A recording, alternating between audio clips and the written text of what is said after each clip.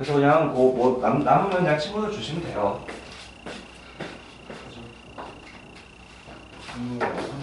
친구가 없어. 근데 어떻게 해줄 수 없다. 그 다음에 2월 19일인가? 9일인가? 그때 생원도 중간고사 범위에 대한 그런 중간고사 볼 거니까 예비 중간고사? 볼 거니까 한번 응시해서 보시고요. 내년 1학기에 또 쓰면 돼요? 글쎄? 갖고 있다면 쓰면 해주지 않을까? 선생님이 계시다면? 자, 진도를 나가보자. 오늘도 열심히 진도를 나가야 됩니다.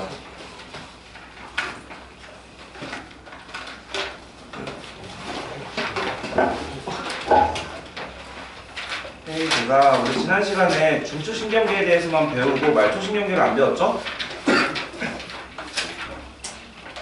그래서 62페이지입니다. 내가 착각했잖아? 나는 이번 주도 원래 신경계를 나가는 건 줄 알고 중추에서 잘랐는데 아니더라고. 그래서 오늘 이번 주랑 다음 주에서 조금 달려야 돼요. 그래서 오늘은 항상성 유지 조금 나갈 거고요. 다음 주에 이제 방어작용 나갈 거야. 그래서 방어작용은 조금 재밌어. 이건 좀 재미없어.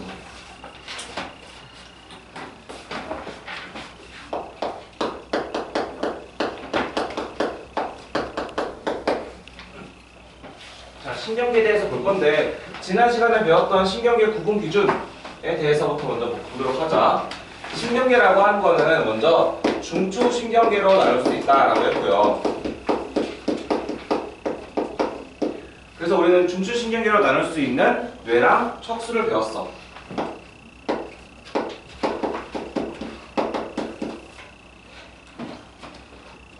그쵸? 그 다음에 이번에 배울 거는 이제 우리 말초신경계에 대해서 배울 건데 말초신경계는 첫 번째로 뇌신경과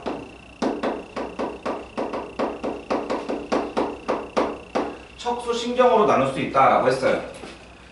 뇌신경과 척수신경으로 나누는 거는 그냥 뇌에 연결된 말초신경계, 척수에 연결된 말초신경계 이렇게 나누는 거기 때문에 이렇게 나누는 분류 기준은 해부학적인 분류 기준입니다.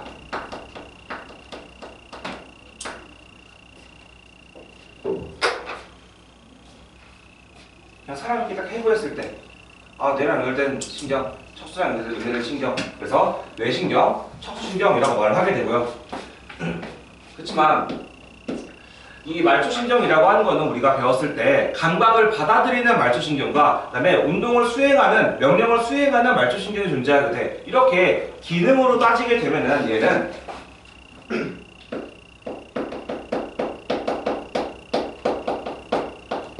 고심성 뉴런과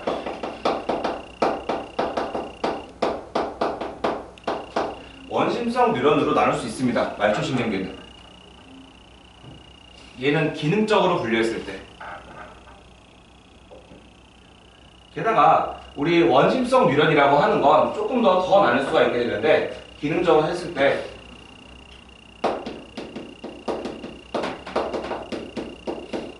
채성신경과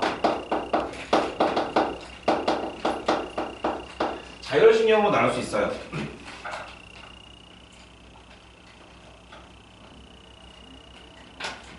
채성신경으로 나누는 분류 기준은 대뇌랑 연결된 거는 채성신경, 대뇌랑 연결되지 않은 거는 자율신경으로 나뉘게 됩니다. 대뇌의 연결 유무로 나뉘게 되고요. 자율신경은 더 나눌 수가 있는데 교감신경과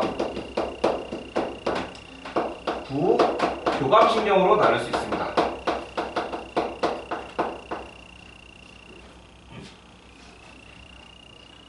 교감과 부교감은 교감적으로는 흥분을 했을 때, 부교감은 흥분하지 않았을 때로 나눌 수 있게 되고요. 이번 시간에는 말초신경계에 대해서 배울 건데, 자, 구심성 뉴런은 딱히 가르칠 게 없어요. 여기는 지난 시간에 배웠던 게 다예요. 제일 중요한 거 우리의 축삭돌기 중간에 신경세포체가 나와 있다라고 하는 게 굉장히 중요하고요. 그 다음에 우리가 채성신경, 그 다음에 자율신경에 대해서 이번 시간에 배워볼 겁니다.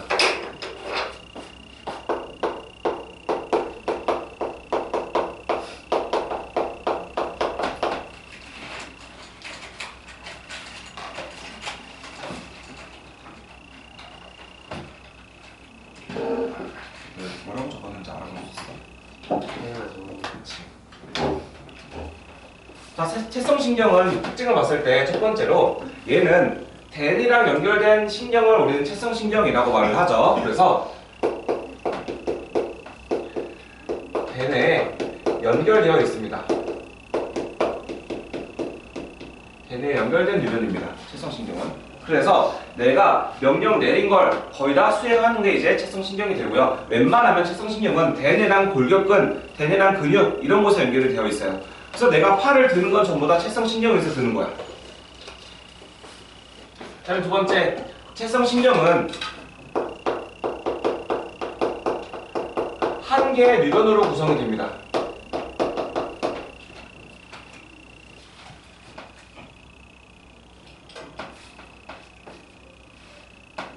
그 다음에 한 개의 뉴런으로 구성되면은 얘 그림을 그렸을 때 이제 끝쪽에 축삭돌기 말단이 존재하게 될 거고, 이 말단에서 분비되는 신경 전달 물질의 이름이 아세틸콜린이에요. 그래서 아세틸콜린을 분비합니다.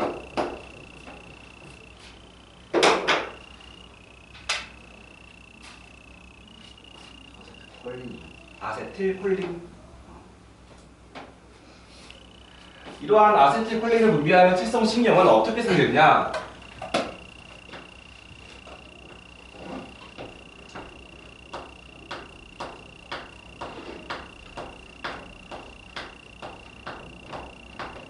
이렇게 생겼습니다. 그래서 이 끝부분에서 여기서 아세틸콜린이 나오게 되는데, 아세틸콜린 약자로 ACH라고 해요. HCH를 분비합니다.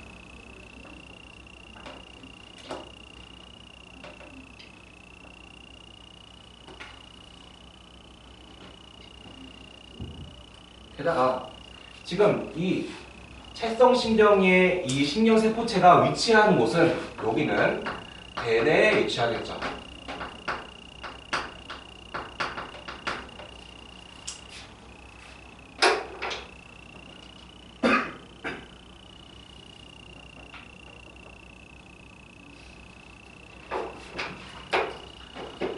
그럼 우리 채성신경에 대해서 알아봤고요. 두 번째, 자율신경 중에서도 먼저 교감신경에 대해서 먼저 알아보자.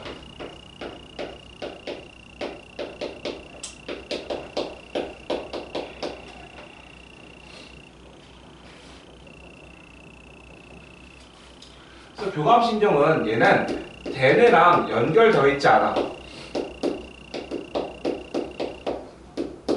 그래서 내 의지대로 움직일 수 없는 그러한 근육들은 보통 다 자율신경과 연결이 되어 있습니다. 내 의지랑 상관없이 이제 움직이는 근육 같은 경우에는 심장을 이루고 있는 심장근, 내장을 이루고 있는 내장근 이런 것들이 속하게 될 거고요. 그 다음에 내 동공 크기 조절할 수 있는 홍채근 이런 것들은 전부 다 자율신경에 의해서 연결이 되는 것들이에요. 그 다음에 교감신경은 두 개의 뉴런으로 구성이 되고요.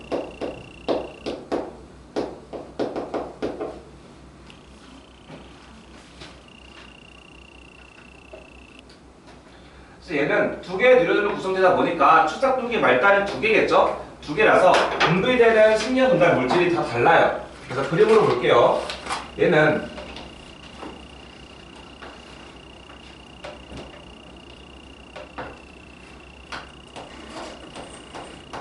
이렇게 생겼습니다.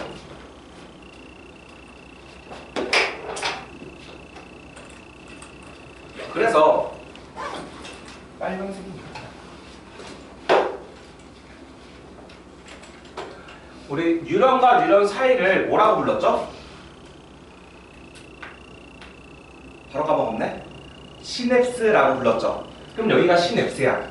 시냅스라고도 하고 여기를 다른 말로는 신경절이라고도 불러요.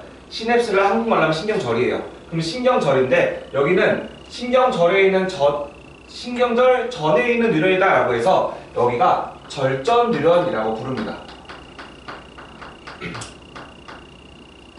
아니면 시냅스 전 뉴런이라고 부르기도 해. 여기는 신경절 이후에 있으니까 여기가 절후 뉴런이라고 부르고요. 그래서 교감신경은 절전 뉴런이 절후 뉴런보다 짧은 거를 교감신경이다 라고 불러요.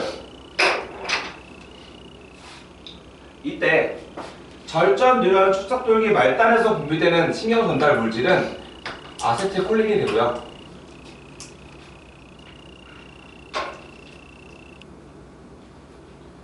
여기서 분비되는 호르몬은 분비되는 신경 전달 물질은 노르, 에피, 네프린이라고 하는 게 분비가 됩니다. 노르, 에피네프린.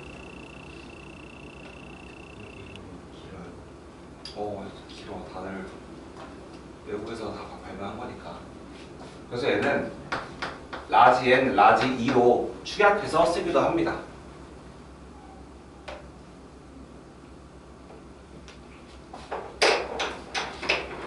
그 다음에 우리 찰성신경은 이 신경세포체가 대뇌에 위치했지만 교감신경은 신경세포체가 척수에 위치합니다.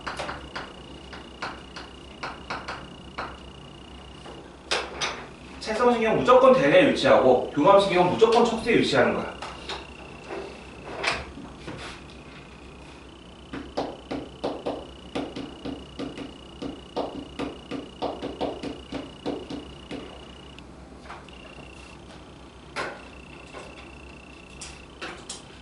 부교감신경은 똑같이 자율신경이다 보니까 신경세포체가 대뇌에 연결되어 있지 않아요. 그렇지만 교감신경은 척수에 연결되어 있는 거고 부교감신경은 척수 이외에 척수, 연수, 중간뇌에 연결됩니다. 척수가 훨씬 많아요. 부교감이 훨씬 많아요. 연결될 수 있는 신경세포체가 위치가. 똑같이 얘도 두 개의 뉴런으로 구성이 되고요.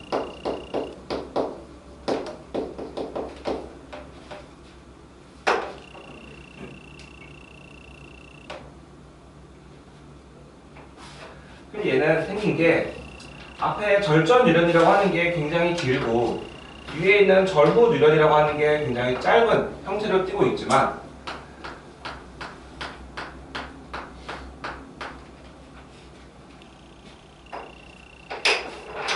이 두 군데서 나오는 신경 전달 물질은 하나로 똑같아요. 아세틸 콜린 하나밖에 안 나옵니다.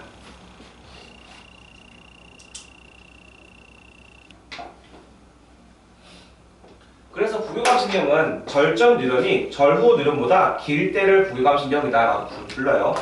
앞에 있는 것들은 전부 다 이거 말이집들이고요.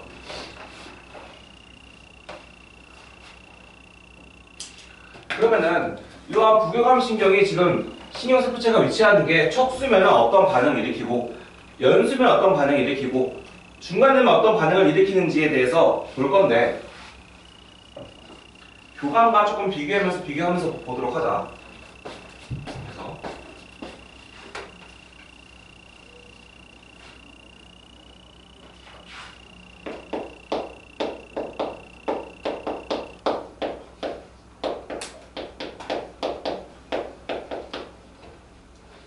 자, 교감과 부교감을 볼 건데 이거 다 중학교 때 했던 것들이야. 그쵸? 중3 때 자극과 반응에서 아마 나왔을 거예요. 그래서 교감, 부교감. 내 몸에서 교감이 활성화가 되기 위해서는 내가 좀 흥분해야 돼. 근데 흥분이라고 하는 게 이제 일반적인 흥분이 아니라 약간 뒤에서 누가 칼 들고 쫓아올 때를 생각하면 됩니다. 그럼 그때는 굉장히 많이 흥분하겠죠? 그쵸? 그럼 그때는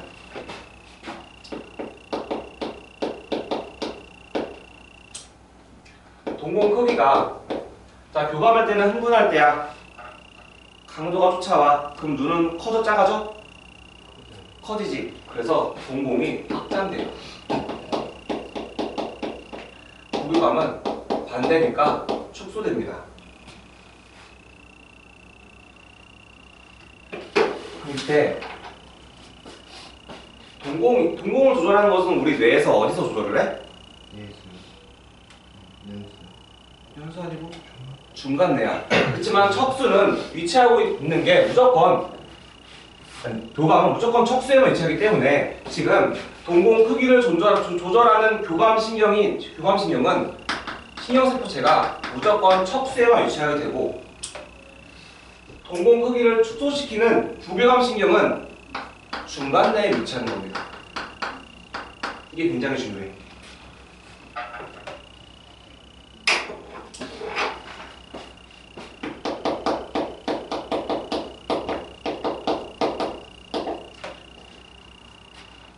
심장박동은 교감신경이 활성화됐을 때 흥분이 일어날 때 보통 빨리 뛸 겁니다.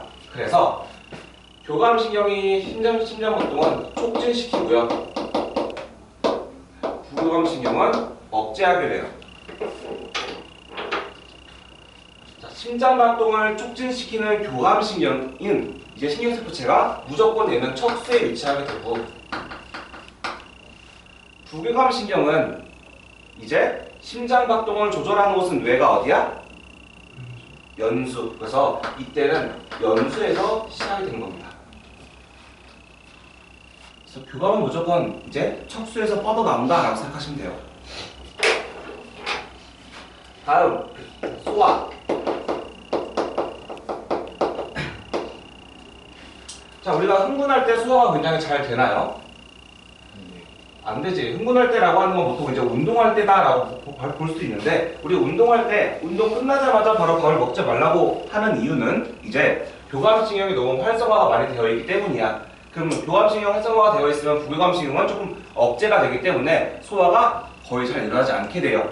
그래서 교감신경은 우리 소화 운동을 억제하게 되고요. 그 다음에 부교감신경은 소화 운동을 촉진하게 됩니다.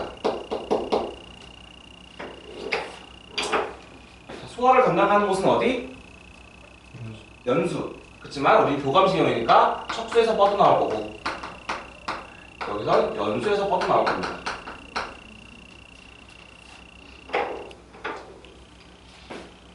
하나가 더 뭐랄까 방광을 봅시다.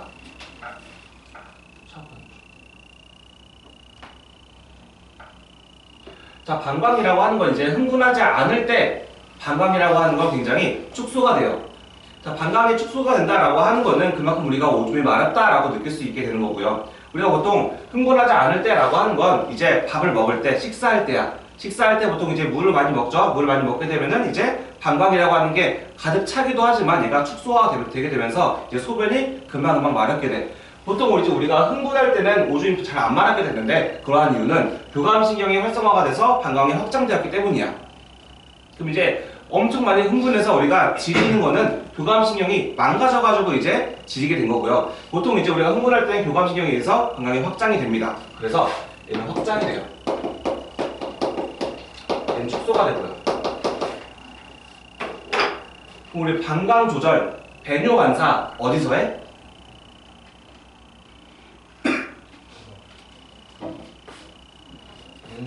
연수?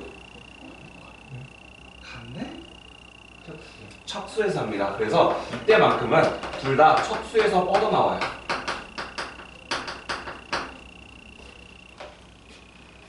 다 외울 수 있겠죠? 그러면은 이건 안 그래도 괜찮고 하나의 뇌를 봤을 때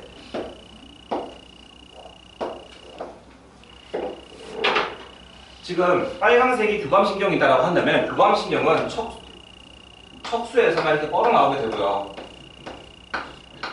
부교감신경 같은 경우에는 지금 중간내, 연수, 척수 다 뻗어나올 수 있기 때문에 중간내, 연수, 척수 이런 식으로 위아래로 분포하게 돼요. 그래서 나중에 이것까지 내신할 때 외워주시면 됩니다. 그래서 부교감신경은 위아래로 존재하게 되고 교감신경은 가운데에 존재하게 된다라고 알고 계시면 좋을 것 같아요.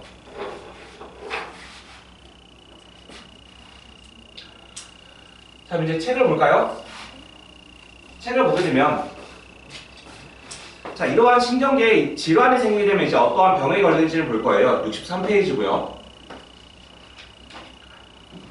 자, 대표 질환으로 우리 이제 중추신경계에 이상이 생겼어. 우리 중추신경계라고 하는 건 뇌랑 척수를 말하는 건데 그러한 뇌와 척수에 이상이 생긴 거야. 그러면은 첫 번째로 파킨슨병이라고 하는 게 걸립니다. 파킨슨병은 이제 뇌에서 도파민이라고 하는 게 분비가 되는데 그러한 도파민이 분비되는 뉴런이 파괴가 됐을 때 파킨슨병에 걸리게 돼요. 그 다음에 두 번째, 이제 알츠하이머병은 이제 뇌가 일부분 파괴된 거죠. 그래서 보통 이제 우리는 이거를 치매라고 말을 하죠. 둘 다 뇌가 문제가 생긴 것들이야. 그래서 중추신경계 이상으로 분류가 되고요.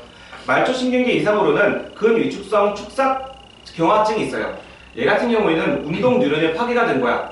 그러면 뇌에서 명령을 내리지만 그 명령을 수행할 수 있는 뉴런이 없기 때문에 잘 움직일 수 없게 되는 거죠.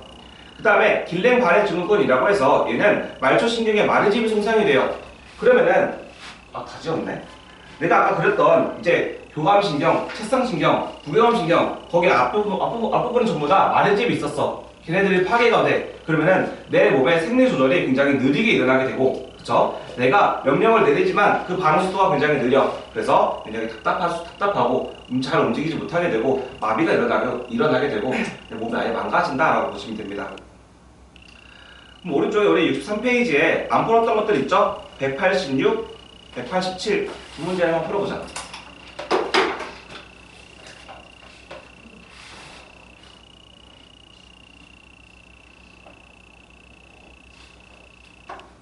근데 그럼 뇌졸중은 뭐? 그럼 뇌가 파괴된 거지. 대뇌. 걔예요? 대뇌.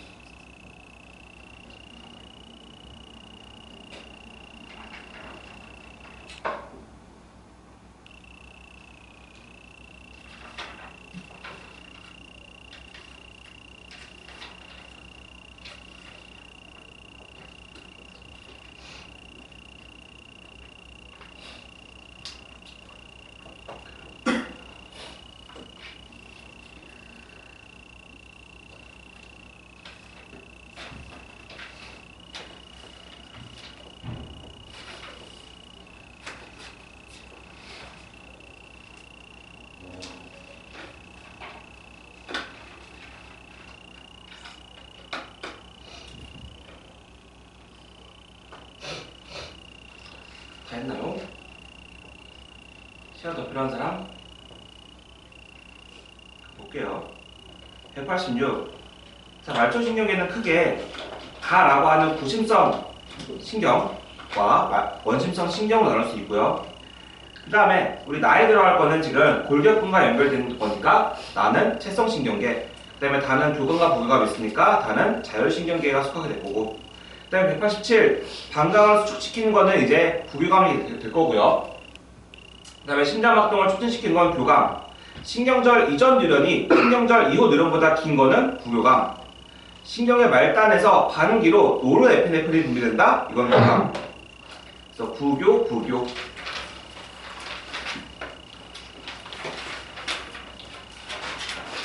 넘기면 우리 69페이지에 212번, 213번 문제가 있습니다. 그래서 이거 두 문제 한번 풀어보도록 할게요. 212, 213.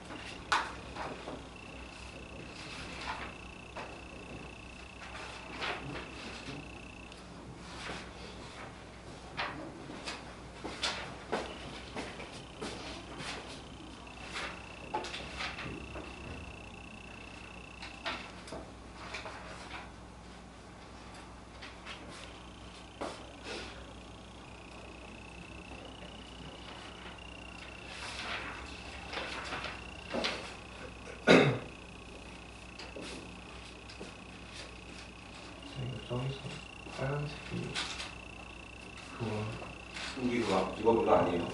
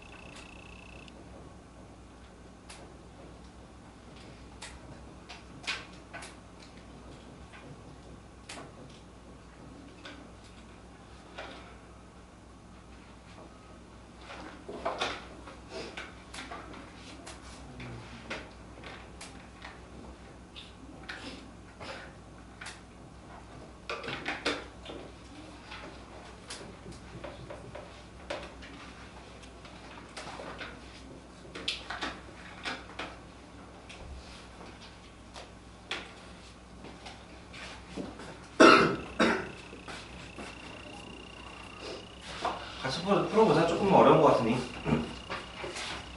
212번부터 먼저 보게 되면은 지금 제일 첫 번째 A로 향하는 지금 이 자율신경은 부교감신경이구나 라는 걸 알 수 있고요. 그 다음에 가운데에 있는 뉴런은 교감신경이구나. 그 다음에 세 번째에 있는 뉴런은 부교감신경이구나 라는 걸 알 수 있어. 그쵸? 그럼 여기에 교감 1개, 부교감이 2개야. 그런데 지금 니은과 리을 중 하나만 신경세포체가 척수에 존재한대. 그러면 당연히 니은에 존재하겠죠.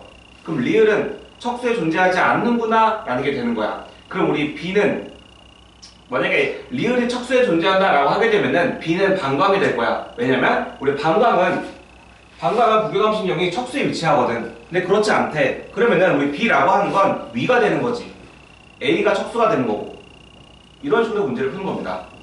그러면 기억 맞는 거고요. 그다음 니은 기억의 신경세포체는 척수에 있대요. 자, A라고 하는 게 지금 방광이기 때문에 이 부교감신경은 척수에 위치하는 게 맞죠. 부교감신경이니까. 그 다음에 디귿. 자, 디귿과 리을에서 분비되는 신경전달 물질의 종류는 똑같대요. 자, 디귿에서 분비되는 신경전달 물질 뭐야? 노르, 에피네프린. 그 다음에 리을은 아세틸콜린. 다르죠? 답은 3번입니다. 그 다음에 213번. 자, 이 정도는 돼야 이제 조금 이제 고난이도 문제가 되고요. 내신에서 이 정도 문제는 이제 쉽게 나올 수 있습니다. 그러면은 먼저 보자. A라고 하는 게 방광을 수축한대. 자, 여기에서 방광을 수축하는 거는 부교감신경의 역할이네. 게다가 신경세포체는 척수에 존재하네. 아, A라고 하는 건 일단 부교감신경이구나 라는 걸 알 수 있지. 근데 제일 밑에 있는 이제 척수니까 뭐 다구나라는 걸 알 수 있습니다. 그다음 B라고 하는 게 이제 무릎 반사가 일어난다. 그 무릎 반사라고 하는 거는 우리 척수 반사지. 척수 반사인데 얘가 무릎 반사가 무릎을 딱 치게 되면은 여기서 감각신경이 가서 척수까지 간 다음에 다시 운동신경 형태로 골격근을 가게 될 거야. 맞죠? 그럼 얘는 자율신경이야? 골격근이랑 연결된 거니까 얘는 채성신경이죠. 그쵸? 그래서 채성신경에다가 신경세포체가 척수에 존재하는 거니까 얘 같은 경우에는 B라고 하는 건 다가 될 수 없고 나가 되는 거죠. 그럼 나는 신경 전혀 없구나 라는 게 되는 거야. 채성신경이니까. 채성신경은 누련이 한 개.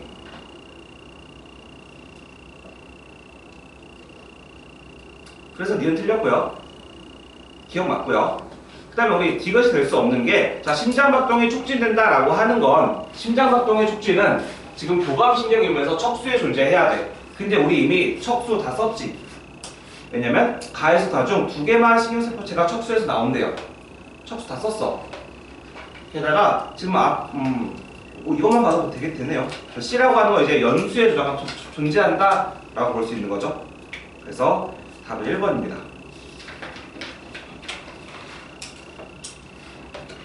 70페이지.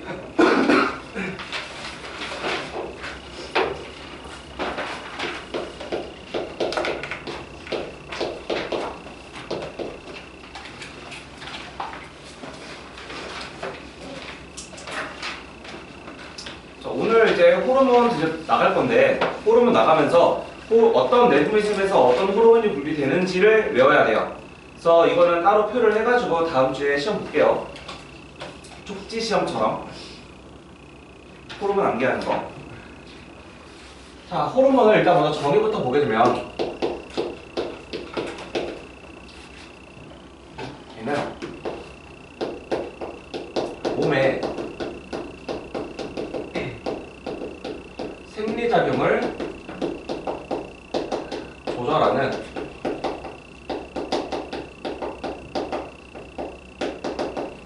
화학 물질이에요.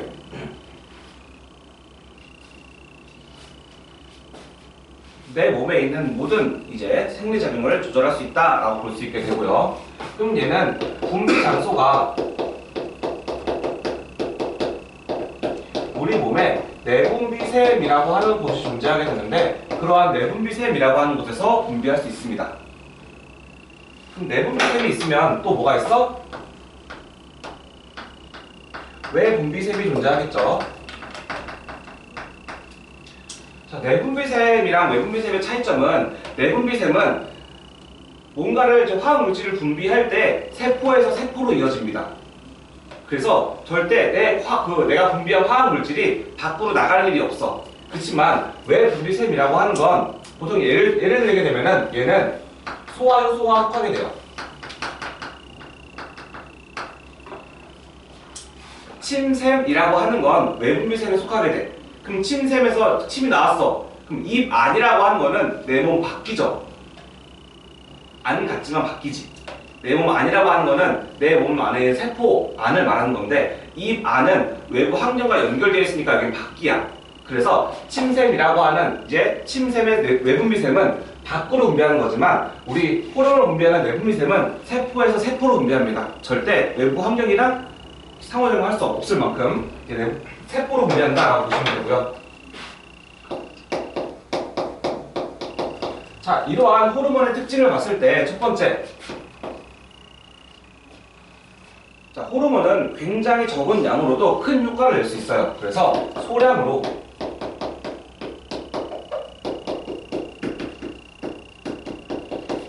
큰 효과를 볼 수 있다.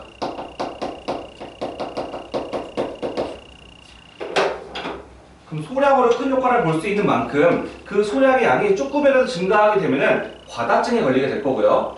그 소량이라고 하는 게 어차피 엄청 적지만 뭐 없으면 뭐 어때? 라고 하면 안 되죠. 걔가 없게 되면은 결핍증에 걸리게 됩니다. 그래서 결핍증,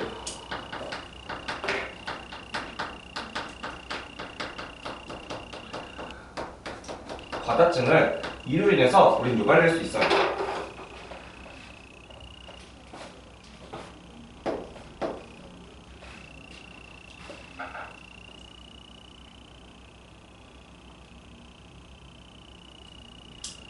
두 번째로, 이제 우리 뇌에서 어떤 호르몬이 분비가 될 거야. 그러면은 그 호르몬이라고 하는 거는 혈관을 타고서만 흐를 건데, 이게 흐르다가 내가 그냥 아무 곳에나 가서 다 이제 작용하는 게 아니라 내가 원하는 장소가 있고, 원하는 세포가 있고, 원하는 조직, 원하는 기관이 있습니다. 우린 그거를 호르몬이 표적하는 세포라고 해서 표적세포라고 부르게 돼요. 그래서 호르몬은 항상 아무 데서나 작용하는 게 아니라 표적세포 혹은 표적기관에만 작용한다라고 하는 게 특징이야.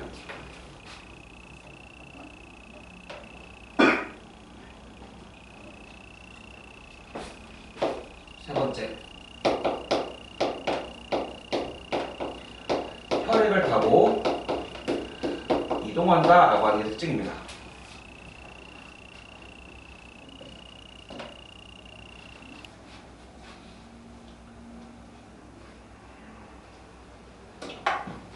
뭐 얘를 이제 뭐 신경과 비교하는 그런 표가 있는데 그거는 나중에 하시고요. 그럼 이제 종류를 조금 봅시다.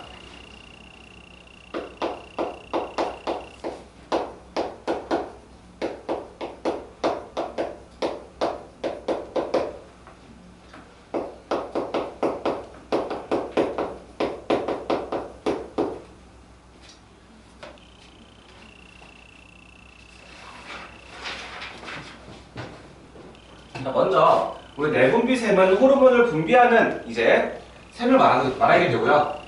가장 먼저 시상하부에서 분비되는 호르몬이 하나 있습니다.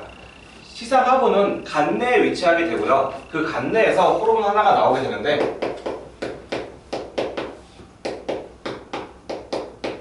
그 호르몬은 갑상샘 자극.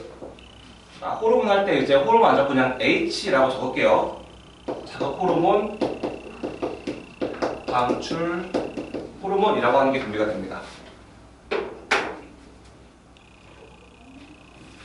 갑상샘 자극 호르몬, 방출 호르몬.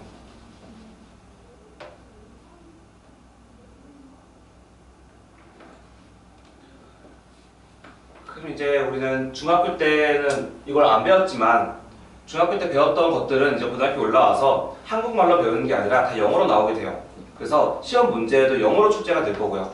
그러면은 갑상샘 자극 호르몬 방출 호르몬이라고 하는 것도 영어로 배워야 되는 건데 얘는 영어로 했을 때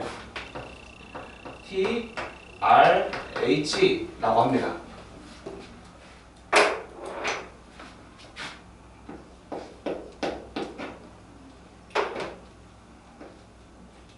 얘의 기능은 딱히 적지 않을게요. 그냥 말 그대로 있으니까 갑상샘 자극 호르몬을 방출시킨다가 기능이겠죠.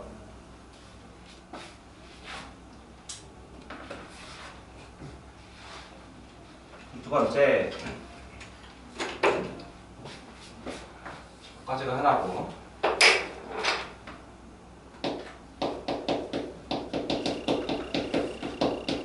뇌하수체 전역.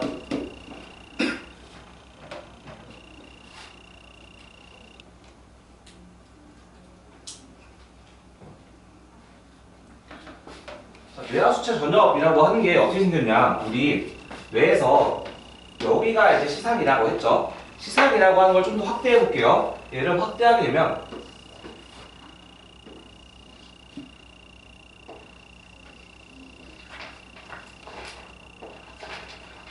이렇게 생겼어. 얘가 시상이고 요 밑에가 시상 하부야. 시상 하부에서 지금 이 앞에 나 달린 이 혹 같은 게 얘가 뇌하수체 전엽이고 얘가 뇌하수체 후엽입니다. 그러면은 지금 보니까 전엽이라고 하는 거는 아예 시상이라고 하는 거랑 연결이 아예 안 돼 있지만 후엽이라고 하는 거는 시상이랑 지금 연결이 되어 있죠. 그렇죠? 그래서 뇌하수체 전엽이라고 하는 거에서 분비되는 호르몬은 아예 여기서 만들고 여기서 분비하는 호르몬이다 라고 생각하시면 되고요. 여기서 분비되는 호르몬 갑상샘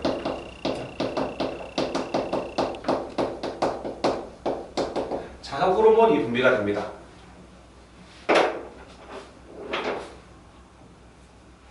얘는 영어로 TSH라고 하고요. 기능은 갑상샘을 자극한다가 되겠죠. 그럼 두 번째 생장 호르몬 분비되고요. 키 크는 거.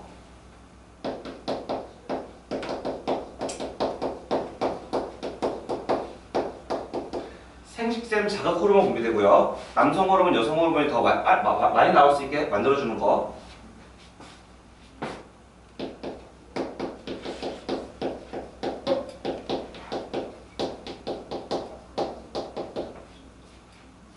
그다음에 부신 겉질 자극 호르몬이라고 하는 게 나옵니다.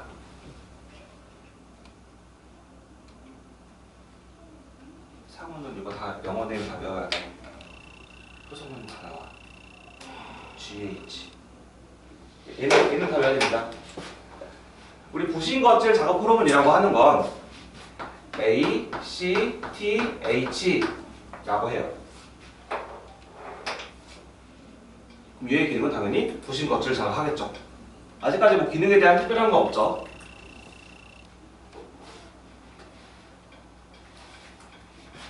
몇 가지만 하고 쉬었다가 더 해볼까? 쉬었다가 나머지 종류를 한번 배워보자. 생장 호르몬, 생식샘 자극 호르몬이랑 영어가 따로 있다고. 얘는 딱히 안 배우지만 얘는 따로 배워. 후성분 GH.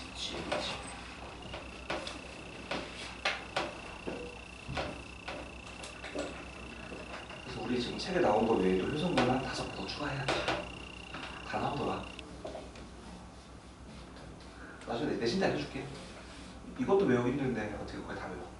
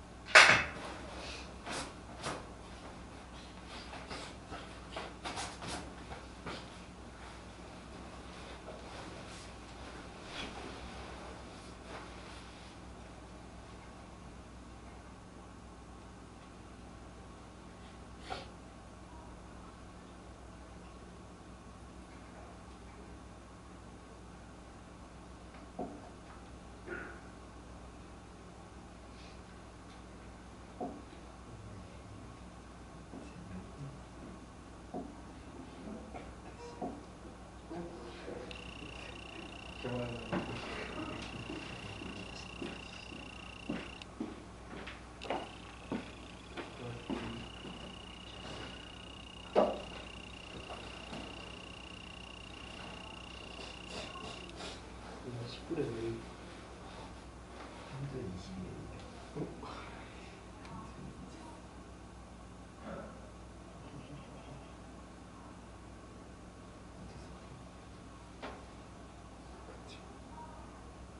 구독인가 프라이빗 씨.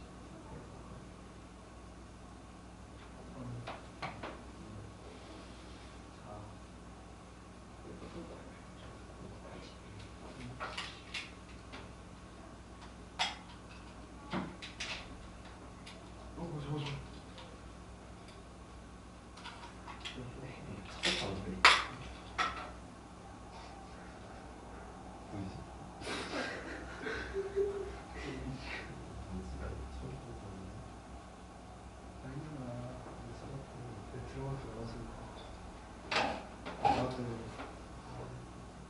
0987 따로 나오세요. 0987 네.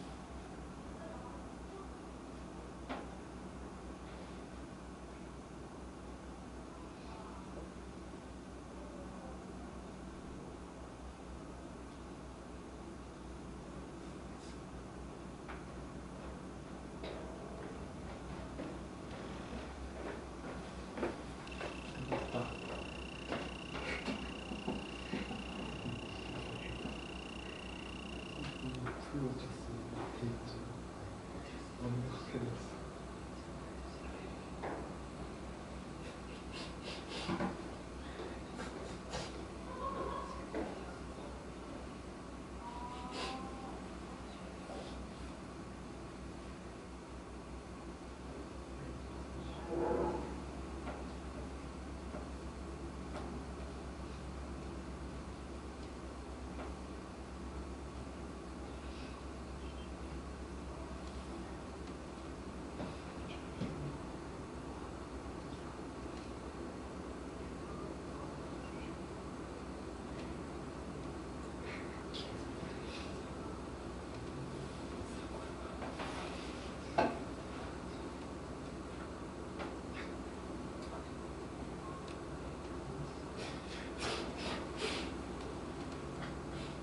때리고 있지.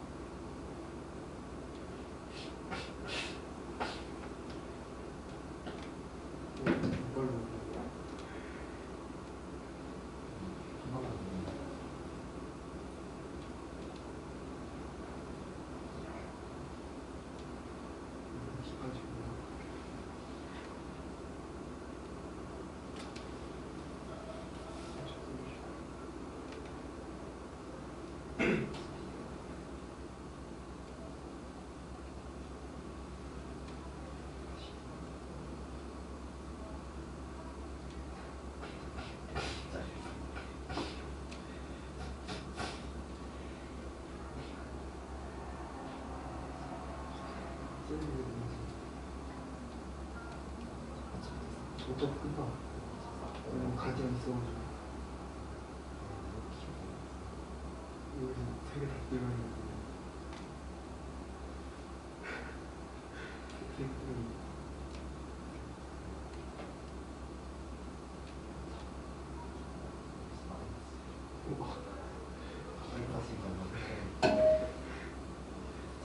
새로 샀지.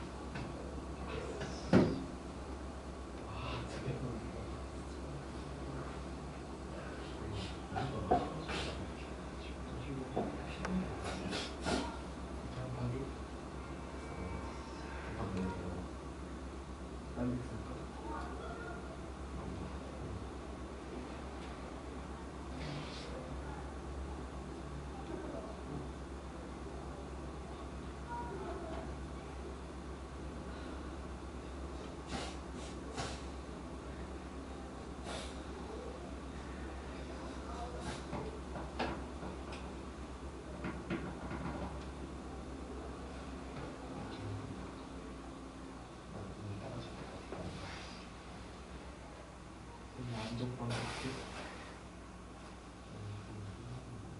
신발도 사야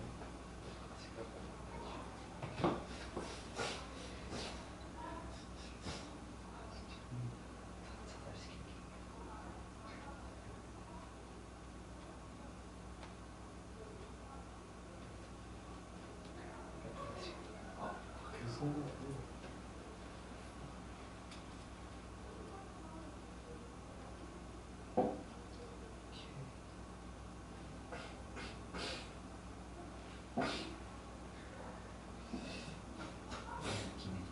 미칠 수도 있어. 별로 안 좋은 이거 세리가 세리고 있긴 한데 세리고 이사야겠다.